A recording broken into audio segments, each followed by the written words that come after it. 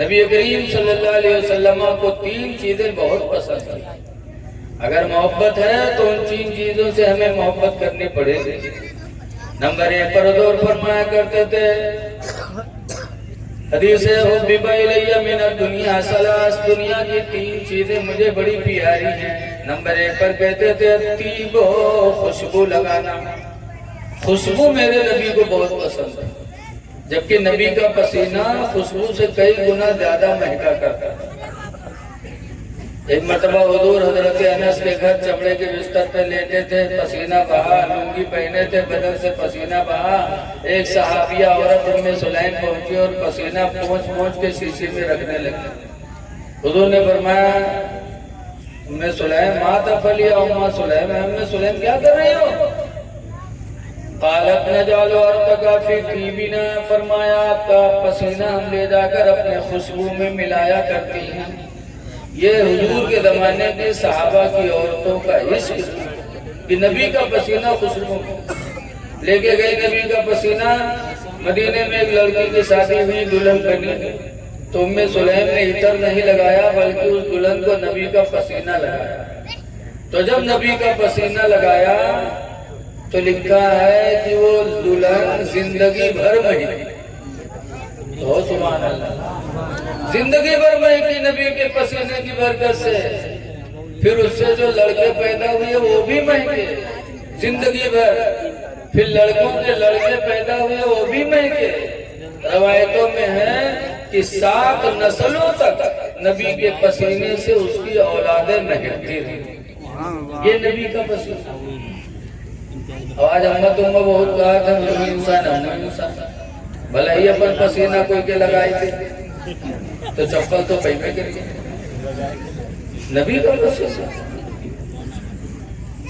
اعلیٰ حضرت امام اہل سنت رضی اللہ تعالیٰ عنہ اسی لیے فرماتے ہیں کہ واللہ جو مل جائے میرے گل کا پسینہ، واللہ جو مل جائے میرے گل کا پسینہ، مانگے نہ کبھی عطر نہ پھر چاہے دلہن کو. حضرت علی کی آنکھیں آ گئی تھی خیبر کے تیرے. حضور نے فرمایا تھا نا کل ایسے آدمی کے ہاتھ میں جھنڈا دوں گا جس کے ہاتھوں سے خیبر فتح ہوگا. تو مدینے کے لوگ سب مسجد نبوی میں صبح جمع ہو گئے. سوچ ہو سکتا ہے اللہ کے رسول ہمیں دے دیں وہ جھنڈا تو فاتح خیبر ہم کو ہونا نصیب ہو جائے. بھر گئی مسجد نبوی. صبح سرکار آئے اور جب مجمع میں دیکھنے لگے تو سب سر اٹھائے دیتے کہ ہم ہیں. لیکن حضور جس کو دینا چاہتے وہ نظر نہیں آیا. تو پوچھا سرکار نے این علی ابن ابی طالب، ابو طالب کے بیٹے علی کہاں ہیں؟ تو لوگوں نے بتایا حضور ان کی آنکھیں دکھتی ہیں. اب بلاؤ. حضرت علی آئے تو حدیث میں فبصق فی عینیہ، تو سرکار نے اپنا دھوپ لے کے حضرت علی کے دونوں آنکھوں میں لگا دیا. فبری عینیہ، تو علی کے دونوں آنکھیں ٹھیک ہو گئی. اور پھر خیبر بتا تھا یہ نبی کا دھوپ تھا کہ دکھتی آنکھوں میں لگ جائے تو آنکھ ٹھیک ہو جائے. اور جب ان کہا تھے ہم انسان بس انہوں کے دھوپ کونوں کی آنکھ میں لگائے گئے تو صحیح بھلی آنکھ تو لبلی آئی جائے. ہم نبی کی برابری کسی چیز میں نہیں کر سکتے. نبی کا بال. حضور حج کرنے گئے حجۃ الوداع میں، اور حج کرنے کے بعد قربانی کرنے کے بعد جب سر مڈانے لگے تو ایک نو آئے. نو کا نام تھا معرور. بڑے خوش نصیب صاحب آئے، سرکار کو بٹھایا اور سرکار کے سر پہ پانی ڈالا اور بال بھگونے لگے. بال بھگو رہے ہیں سرکار کے اور معرور صحابی رو رہے ہیں.